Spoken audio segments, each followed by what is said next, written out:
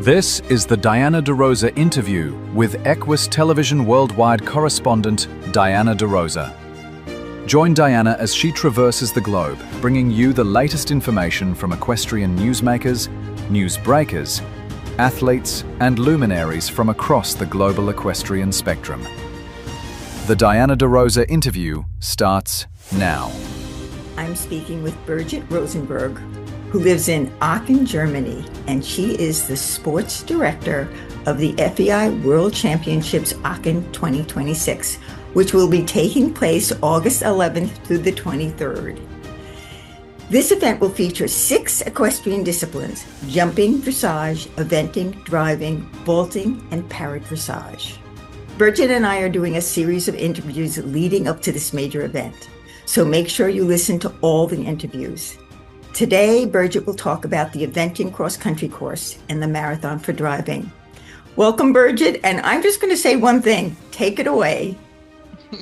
Well, thank you for having me again. I look forward to our talk.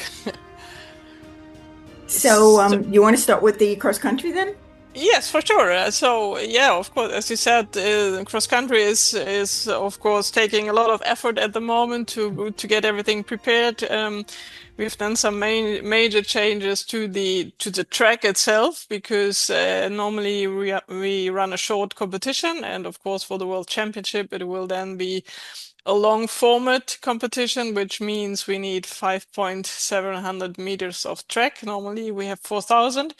So that was, of course, the prime focus, to have a track that is really in super shape in terms of footing. So we did major improvements and footing works autumn 2 years ago, to be sure that the roots would have enough time to really grow deep and to have the footing in best shape. At the moment, it's more the focus, of course, on building the obstacles. So our building team, which is James Willis from Great Britain with his team, they have started to build the first obstacles. Our course designer, Giuseppe Della Chiesa, is putting a lot of thought in how to build the course.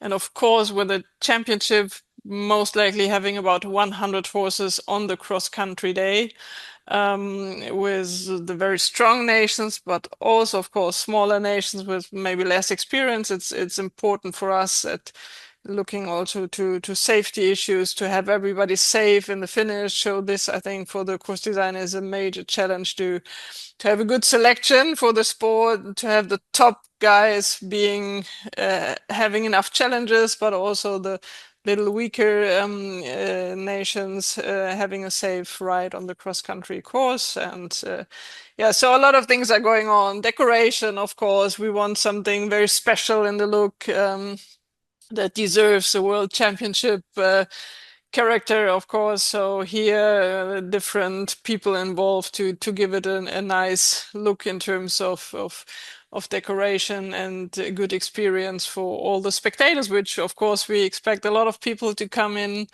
on that day. So yeah, we want to be prepared really well.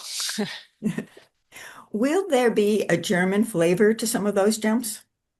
For sure. I think what we try is to give it a natural look, because we're in the middle of a nature protected area with birds that are typical for that area, with plants that are typical for that area. So we try to really give the obstacle themes which will reflect on the area where we are and the animals that live in this area. Yes. Great. It's always, that's usually what happens. It gets a little bit of flavor wherever you are. All right, let's move on to the marathon. Yeah, the marathon 1 week later. So when the eventers have to go home, we get in the marathon, or the carriage drivers, and the marathon will then again be on the Saturday of week 2 of the championships. A similar setting, I must say. They use the track from the eventers, but of course very different obstacles. We will have 8 obstacles out in the marathon. Again, there a lot of focus on giving it a super look, using again typical themes from the area. Some obstacles are there already, because they are permanent driving obstacles, which we use every year. But also for the championship, we wanted to have some new obstacles. So especially both water obstacles will be very different from what we do normally. So a similar process, I must say, to eventing. The track itself is done, but now full focus on building the obstacles. So the first obstacles are here already. Next ones are going to be produced, and yeah, doing the fine tuning on the whole day of marathon. Again, also with 50, that's what we expect, 50 drivers, which is of course a lot. Yes, that certainly is. Well, is there going to be any crossover? Like, in other words, when they are doing the cross-country course, will they end up seeing some of the marathon obstacles? Yes, so it's the same venue for sure. Some of the marathon obstacles will be there already in week one for during the cross country. Not everything, because, like, for example, the two water complexes are used by both disciplines at the same time. So here we need time to change over between week one and week two, but many other obstacles will already be there. And this again is also our task, I think, to give it an overall look, to really include the driving obstacles very well in the overall look also of the cross-country track for eventing. Wow, I've got to say, you shared a real lot of information about that, and people should be very excited and thinking about coming. Well, I want to thank you, and I am Diana De Rosa, reporting for the Equus Television Network.